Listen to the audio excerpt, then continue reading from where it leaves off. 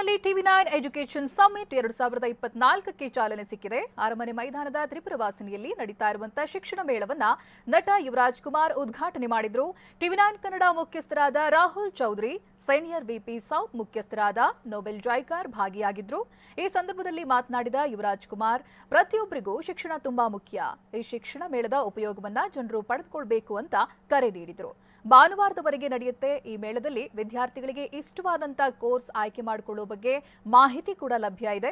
ಪ್ರತಿಷ್ಠಿತ ಶಿಕ್ಷಣ ಸಂಸ್ಥೆಗಳು, ಶಿಕ್ಷಣ ತಜ್ಞರು ಸಂಪೂರ್ಣ ಮಾಹಿತಿಯನ್ನ ನೀಡುತ್ತಾರೆ. ಮಕ್ಕಳೊಂದಿಗೆ ಪೋಷಕರು ಬಂದು ಪೂರ್ಣ ಮಾಹಿತಿಯನ್ನ ಪಡೆಯಬಹುದಾಗಿದೆ. ಪ್ರವೇಶ ಉಚಿತವಾಗಿದೆ.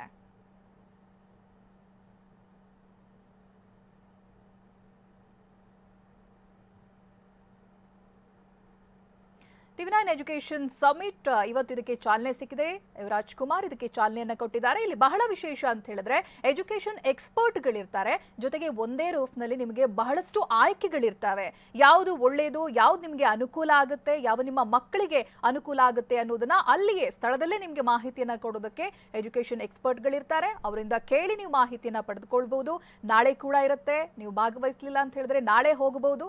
ನಾಳೆ ದಿನವೂ ಕೂಡ ಇಲ್ಲಿ ಸೂಕ್ತವಾದಂತ ಮಾಹಿತಿಯನ್ನ ಕೊಡೋದಕ್ಕೆ ಎಕ್ಸ್ಪರ್ಟ್ಸ್ಗಳಿರ್ತಾರೆ. ನಿಮ್ಮ ಆಯ್ಕೆಯನ್ನ ಇಲ್ಲಿ ಮಾಡಿಕೊಳ್ಬಹುದು. ಪೋಷಕರು ಮಕ್ಕಳು ಜೊತೆಯಾಗಿ ಬರುವಂತ ಅವಕಾಶ ಇದೆ. ಪ್ರವೇಶ ಉಚಿತ ಆಗಿರುತ್ತೆ. ಯಾರು ಬೇಕಿದ್ರೂ ಬಂದು ಭಾಗವಹಿಸಬಹುದು. ಆಯ್ಕೆಗಳಿದಾವೆ ಬಹಳಷ್ಟು.